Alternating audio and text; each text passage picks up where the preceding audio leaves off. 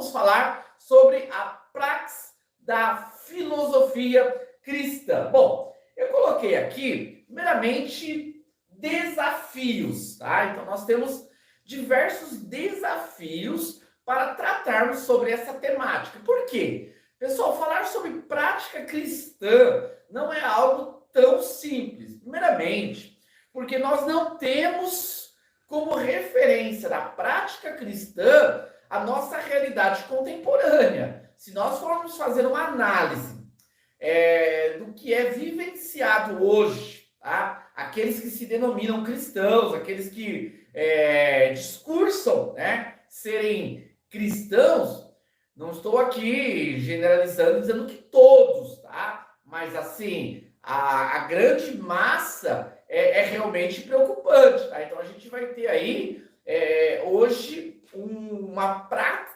cristã muito diferenciada daquilo que era a praxis original, aquela estabelecida ali nos textos do Novo Testamento, através das palavras do Mestre, através da conduta do Senhor Jesus e também dos seus discípulos, tá? Então, hoje nós temos uma praxis totalmente diferente, tá? Então, assim, quando a gente vai falar aqui sobre filosofia cristã, a gente não está falando dessa filosofia contemporânea, esse cristianismo contemporâneo. Infelizmente, esse cristianismo ele deixa muito a desejar das suas raízes. Nós temos aí uma lacuna muito grande daquilo que é a prática cristã hoje, daquilo que deveria ser a prática cristã. Então, o primeiro desafio que nós encontramos é que nós não vamos poder nos alicerçar, né, naquilo que é vivenciado hoje. Não podemos fazer aqui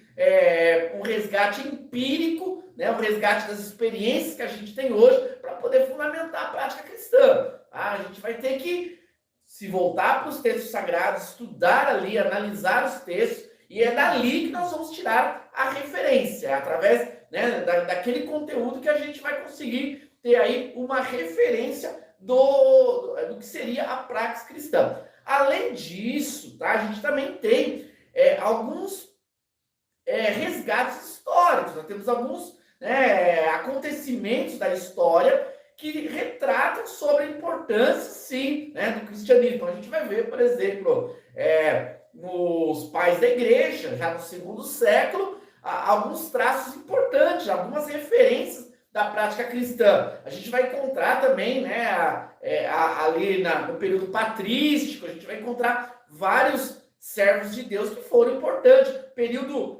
pré-reforma também, do século XIV, a gente vai ver homens importantes que trataram sobre essa questão. Então, a gente tem essa situação. Bom, um segundo desafio que a gente encontra dentro dessa temática sobre a questão da praxis, né? A gente vai tentar aqui analisar a prática cristã, é que quando a gente trata sobre a prática cristã, a gente está tratando de algo que vai totalmente contra aquilo que é a realidade contemporânea. Quando a gente fala, por exemplo, de ensinos do Senhor Jesus, quando a gente fala sobre princípios estabelecidos pelo Mestre, nós estamos falando de coisas que são totalmente contrárias ao que nós temos vivido hoje. Nós estamos vivendo hoje uma inversão totalmente, né, de valores comparados aos valores cristãos. Então, o que a gente vai resgatar aqui como princípios de prática, como conduta,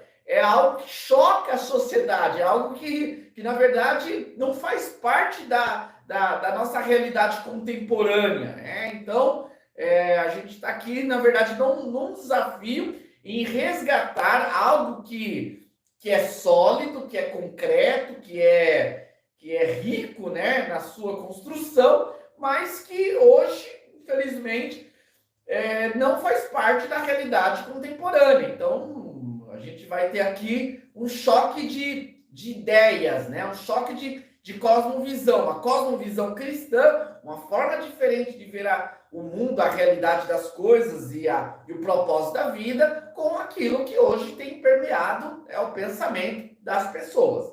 Tá certo? Então, bom, pessoal, fazendo já essa introdução sobre os desafios, tá? Já fazendo uma ponte, né? A gente vai falar agora sobre 6 práticas. Na verdade, quando a gente fala praxis da filosofia cristã, a gente está falando sobre práticas que são conhecidas, né, dentro da proposta do cristianismo. Então, a vida cristã, ela se fundamenta não somente em teorias, não somente em doutrinas, somente em regras ou leis, não, ou ensinamentos. Ela está fundamentada em prática, em conduta, em comportamento. Então, nós vamos trabalhar aqui 6 comportamentos que são centrais dentro da prática cristã.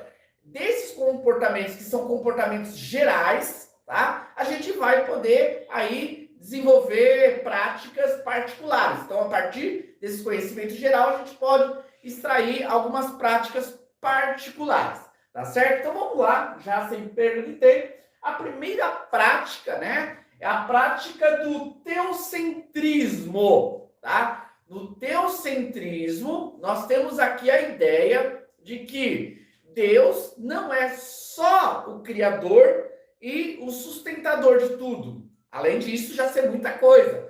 Mas mais do que isso, ele é o soberano sobre todas as coisas, sobre a obra criada. Tudo foi criado por ele e para ele. Ele é a centralidade de todas as coisas. Então, essa é a base da praxis cristã, tá? Isso rompe totalmente com a nossa realidade. Realidade essa que já perdura desde o período da modernidade, que nós temos aí o antropocentrismo, a ideia de que o homem está no centro, tudo gira em torno da realidade humana, dos desejos humanos, das vontades humanas, tá? Então, no teocentrismo, nós vamos ter aqui uma inversão total de propósito. Então, Deus é o centro, ele é que determina as coisas. Todas as coisas, elas têm que girar em torno da vontade e do propósito de Deus, e não dos interesses humanos. Então, Deus, como hoje é apregoado, ou como hoje é muito difundido, né? Deus está à mercê dos seres humanos, ou ele é indiferente, como grande parte acredita, que ele existe, que ele criou, mas ele não interfere. E os que entendem que ele interfere sempre a favor das necessidades humanas. Então, isso é um conceito totalmente equivocado, tá? Então, o primeiro fundamento da prática cristã é que Deus, ele é o centro. Então, todas as nossas ações, tá? Elas partem desse princípio, dessa compreensão de que Deus está no centro do universo e é ele que controla. Todas as realizações estão pautadas nessa prática. Bom, vamos aqui agora para o segundo. É bom lembrar que eu vou falar aqui sobre 3 práticas e elas estão interligadas, tá? Uma prática relaciona com a outra, dialoga com a outra. Então é importante a gente entender cada um de forma individual, mas entender de uma forma geral também, porque uma dialoga com a outra. Segunda prática, tá? A prática da vontade de Deus. Todas as decisões, todas as escolhas, todas as realizações, todas as ações do cristão tem que ter como regra a vontade de Deus. E se isso é da vontade de Deus ou se não é da vontade de Deus. Tá? Isso aí, claro, choca hoje, essa ideia de liberdade, de independência, o ser humano, né, faz aquilo que tem vontade, aquilo que ele quer. Então, isso é muito, realmente forte na nossa sociedade. Já na prática cristã, nós temos aqui uma inversão. É a vontade de Deus que deve prevalecer. Para que a gente possa entender melhor esse conceito, para que essa prática ela possa ser mais compreendida, que ela possa nos conscientizar melhor, nós precisamos concluir e entender que a natureza humana ela foi corrompida, que na natureza humana existem os desejos egoístas, os desejos violentos, os desejos individualistas, que o ser humano, por natureza, ele é propenso às coisas que são contrárias àquilo que é certo. Isso é natural. Tanto é que a gente precisa de leis. Por que nós precisamos de leis? Porque as leis vão cercear as nossas ações. Porque se não tiver lei, nós vamos fazer o mundo virar um caos. Nós precisamos de uma educação que vai tentar nos domar, né, no sentido de ações. Então, é isso que ocorre.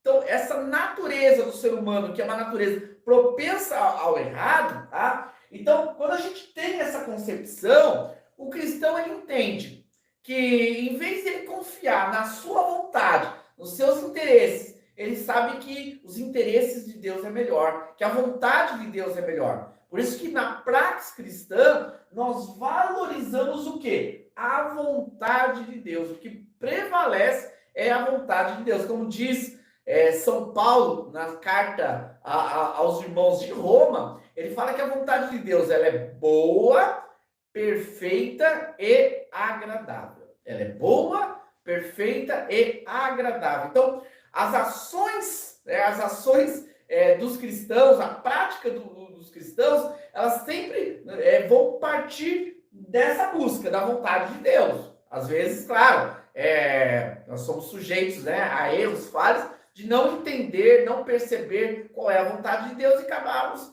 tomando uma decisão que venha, né, ser da nossa própria decisão. Mas na prática, né, a prática cristã, ela sempre se pauta no livro sagrado. Até porque é o livro sagrado que nós temos o quê? As orientações, as instruções de Deus. Então é ali que nós vamos saber qual é a vontade de Deus. E ao estudar o livro sagrado, conhecer a vontade de Deus, nós vamos, né, agir segundo essa vontade. Pessoal, isso muda muito, tá? Quando a gente fala sobre vontade de Deus, imagina você acordar, e de manhã, você acorda, você se prepara, né, para um dia longo, e você pensar que todas as suas ações, suas decisões, elas têm que ser pautadas na vontade de Deus. Imagina questões importantes da nossa vida, como um emprego, como a compra de uma casa, um casamento, ter filhos. Então, imagina assim, as decisões serem nossos sonhos, nosso futuro, colocar isso tudo na vontade de Deus, e a vontade de Deus é que vai determinar. Então, realmente confrontador, é realmente diferenciado a prática cristã. A prática cristã, ela é determinada pela vontade de Deus e não pela vontade do homem, ok? Então, nós temos aqui já a segunda prática. Vamos para a terceira, que seria a glória de Deus, tá? Então, na prática cristã, o que move as ações humanas, o que move as intervenções do homem, as escolhas do homem, é sempre a promover a glória de Deus. Diferente do humanismo, no qual o homem sempre busca, né, se destacar, ser reconhecido, ser reverenciado, ser famoso, ser aplaudido. Então, sempre o destaque está no sucesso humano. Na prática cristã, a gente tem o quê? A prioridade é promover a glória de Deus. Então, todas as ações, seja as ações desenvolvidas através dos nossos talentos, dos nossos recursos financeiros, do nosso tempo, tudo que a gente tem, a gente vai fazer, vai agir para que isso promova a glória de Deus, o reconhecimento de Deus. Então, essa na verdade, esse conceito aqui, ele muda totalmente a perspectiva da nossa vida. Eu estou falando aqui, quando eu falo sobre teocentrismo, vontade de Deus e prática, né, de promover a glória de Deus, quando a gente coloca essas três regras ali realmente, né, na nossa vida, isso faz com que a gente tenha uma vida totalmente diferenciada. Por isso que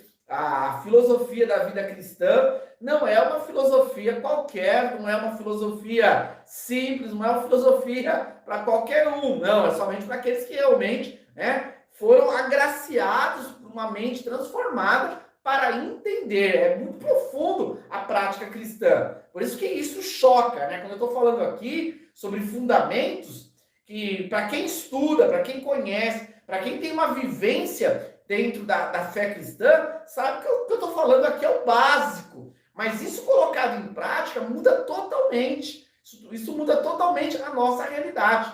Por isso que há um choque hoje quando a gente fala sobre fé cristã, sobre pessoas que se identificam como cristãos, discursam como cristãos, dão testemunho como cristãos, mas não vivem a praxis cristã. A praxis cristã é algo muito mais complexo, muito mais sólido, tá certo? Então, nós terminamos aqui os 3 principais fundamentos da prática cristã. Agora, continuando, dando sequência, primeiro aqui eu estou falando de uma relação do homem com Deus, na vertical, né? O homem com Deus. Agora nós vamos entrar numa sequência da prática cristã já no horizontal, tá? Que é, primeiramente, aqui o amor ao próximo, a 4ª prática, tá? Então, a prática, a marca, né, na verdade, do cristão é o amor. Se isso não estiver nítido na vida de uma pessoa que se identifica como cristão, na realidade, ele pode até ter a nomenclatura, frequentar uma instituição, mas ele não é cristão, porque a marca do cristão é o amor, tá? Então, quando fala aqui do amor, a gente vai sempre se reportar ao mestre, Jesus, tá? Então, Jesus, ele demonstrou através da sua vida o amor, até para os que foram contra ele, né, sempre tiveram que reconhecer, mesmo os que não o reverenciam como Deus, como Salvador, mas eles reconhecem, né, que ele sempre pregou o amor, sempre viveu o amor. Então, a prática de Jesus é a prática do amor, e ele instruiu isso aos seus discípulos. Tá? Então, ele deixou bem claro a questão do amor ao próximo, tá? Hoje, quando se fala amor, né, amar, essa palavra virou tão banalizada, né? A gente, uns relacionam isso com a prática sexual, outros relacionam o amor à prática de hipocrisia, de autopromoção, né? Então, mas a essência do amor, né? Quando a gente vai lá para as escrituras, e a Bíblia fala que Deus é amor, né? Então, a essência do amor, ela nasce em Deus. Então, quando a gente entende isso, nós estamos que entender que a ideia aqui do amor ao próximo não é o próximo, o meu familiar, o próximo não é o meu parente, ou o meu amigo mais chegado, ou as pessoas que estão mais ao meu redor, não. O próximo está relacionado ao necessitado, aquele que está próximo de mim, que está necessitado, tá? Então, essa é a conotação, amar aqueles que necessitam, aquelas pessoas que realmente necessitam. E nesse caso, Jesus faz até uma advertência, que nessa busca em ajudar ao necessitado, nós devemos não separar se a pessoa é amigo ou inimigo. Pelo contrário, se for inimigo, é melhor ainda. Porque quando a gente ama o próximo, a gente não ama no sentido de amar para receber algo de troca. A gente ama pelo fato de devemos amar, e é bom amar, e é a prática cristã amar. Então, Jesus fala até do amor aos inimigos. Então, essa é a profundidade, né, do amor que é estabelecido na prática cristã. Não é, quando fala da prática cristã do amor, não é a prática do amar aos amigos ou amar algo de troca. Pelo contrário, é amar. No grego nós temos várias definições de amor. Nós temos o amor filho, que vem de amizade, da própria palavra filosofia, vem de filho, que é o amor de fraternidade, de amizade, aquele amor de troca.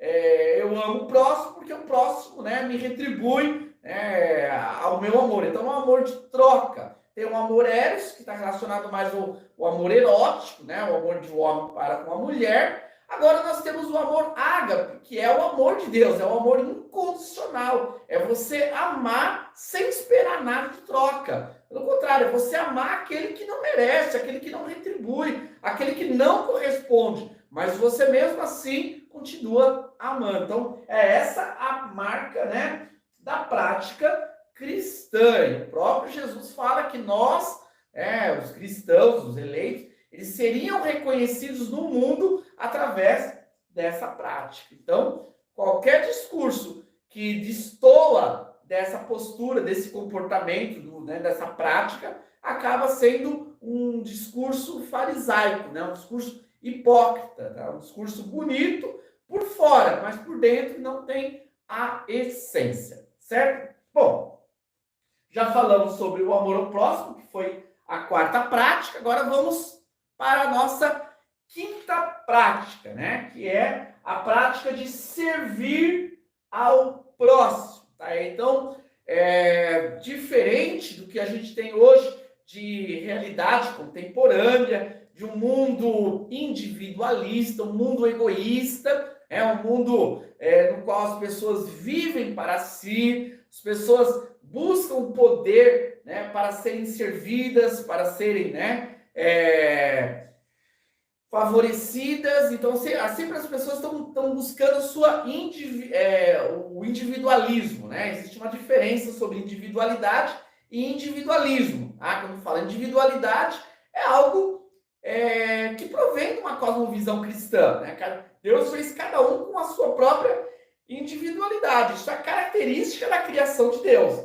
Então, individualidade é cada um ter as suas características. Agora, individualismo é cada um viver para si. Então, hoje nós temos uma sociedade que as pessoas, elas vivem para si. Elas até se aproximam do próximo, mas sempre com o objetivo de buscar alguma coisa para si. Tá? Então, essa prática é muito presente hoje. Então, na praxis cristã, nós vamos ter essa prática altruísta, de você viver para o próximo, de você servir, de você estender. O cristianismo, na essência, consiste no compartilhar, você compartilhar vida, compartilhar conhecimento, compartilhar bens, compartilhar as coisas que o outro precisa, que você pode, né? Então, vários ensinamentos de Jesus está sobre esse servir, a própria vida de Jesus. O texto de Mateus fala que ele não veio para ser servido. Olha, rei, Deus, o soberano sobre todas as coisas, ele se fez homem não para ser servido. Ele deveria ser reverenciado, adorado, servido pelas pessoas, não. Mas como rei, como soberano, ele serviu. Ele deu exemplo do que é ser um rei, do que é ser um soberano. Ele serviu, deixou a marca para os seus seguidores. Então, através da sua vida, ele não veio para ser servido, mas para servir e dar a sua vida em resgate de muitos. Então, é essa marca que também deve permear a vida do cristão. Se não estivermos dispostos a servir, disponibilizar, ajudar, estender a mão, a olhar para a necessidade do próximo, o problema do próximo. Hoje as pessoas vivem muito em si, né? As suas dificuldades, as suas lutas, os seus problemas, mas o que Jesus nos ensina é nós olharmos,